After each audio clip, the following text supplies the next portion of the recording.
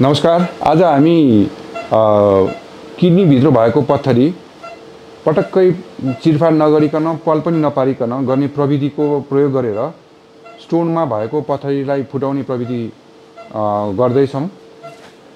यसमा युज गर्ने प्रविधिको नाम आरएआरएस हो। यो भनेको इन्ट्रारेनल सर्जरी, यानी कि किडनीभित्रै गएर सर्जरी गर्ने, तर किडनीमा कुनै पनि प्रकारको घाउ, कुनै प्रकारको पाल नगरिकन त्यहाँ भएको स्टोनलाई लेजरको प्रविधिबाट हामीले यसलाई फुटाउँछौँ। यसलाई आरएआरएस भन्छौँ। यो टुप्पोमा देखाउनुहोस् त, यता हेर्नुहोस् त। यो हामीले यो मेरो हातबाट किडनीभित्र पुगेपछि जता पनि फर्काउन मिल्छ र यसको टुप्पोबाट बत्ती बलेको हुन्छ। त्यसले गर्दा किडनीभित्रको कुनै पनि भागमा गएर मैले यो आरएआरएसलाई लगेर हेर्न सक्छौँ र यही बाटोबाट लेजर छिराएर आनन्द मलाई लेजर पम्प, यो इन्स्ट्रुमेन्ट आरएआर इन्स्ट्रुमेन्ट किडनीभित्र पुगेपछि तपाईँ हेर्न सक्नुहुन्छ।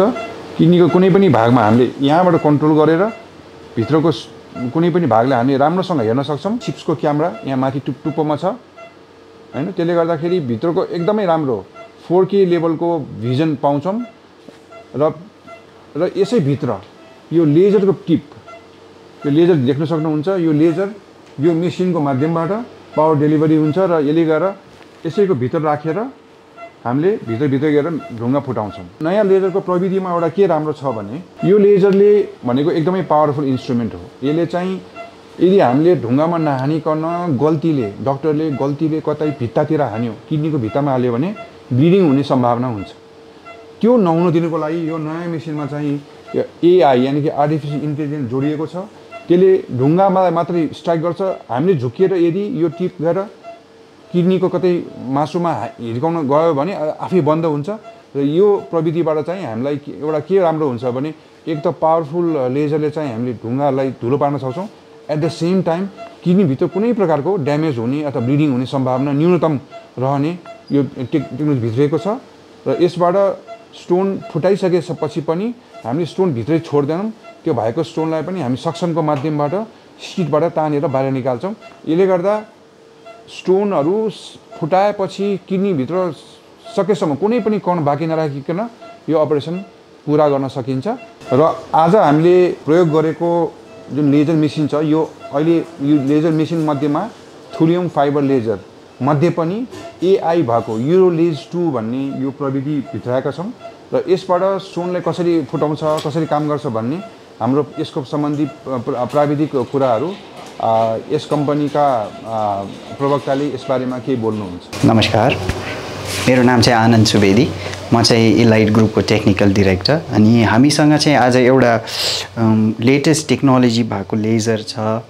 यसमा चाहिँ के स्पेशल छ अरू लेजर भन्दाखेरि, फर्स्ट थिङ यसको ब्रान्ड भन्छु म हजुरलाई। यो म्यानुफ्याक्चरर चाहिँ आइपिजी फोटोनिक्स/भिपिजी, यो दुइटै एउटै कम्पनी हो। अनि यसको मोडल चाहिँ युरोलेज प्लस हो। यसमा दुईवटा भेरिएन्ट आउँछ। युरोलेज प्लस चाहिँ 40 वाट, युरोलेज प्रिमियम चाहिँ 70 वाट। अनि यो हस्पिटलमा ब्लू क्रसमा चाहिँ हामीले युरोलेज plus which is a 40 watt model दिएको छौँ। अब यो लेजरको बारेमा भन्दाखेरि चाहिँ यो अहिलेसम्मको सबसे latest laser in the market. यो लेटेस्ट कसरी छ भन्दाखेरि, किनभने यसमा टिस्यु सेन्सिङ भन्ने एउटा टेक्नोलोजी कम्पनीले इन्ट्रोड्युस गरेको छ। टिस्यु र स्टोन सेन्सिङ। यसमा चाहिँ के एडभान्टेज छ अरू लेजर्सहरू भन्दाखेरि चाहिँ यो लेजरले चाहिँ आरआरएस या अरू कुनै पनि स्टोन सर्जरी गर्दाखेरि यसमा एउटा अप्सन छ जसमा चाहिँ हामीले टिस्यु र स्टोन दुइटैलाई डिटेक्ट गर्न सक्छ।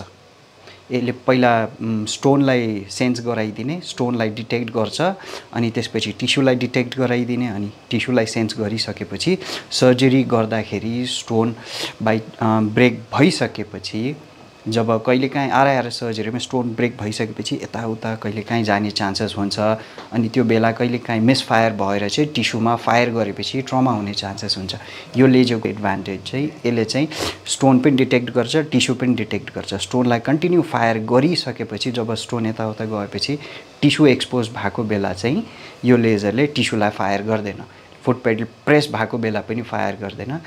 त्यो भएको भएर चाहिँ यो अरू भन्दा चाहिँ एकदम सेफ मानिएको छ अहिलेसम्म चाहिँ।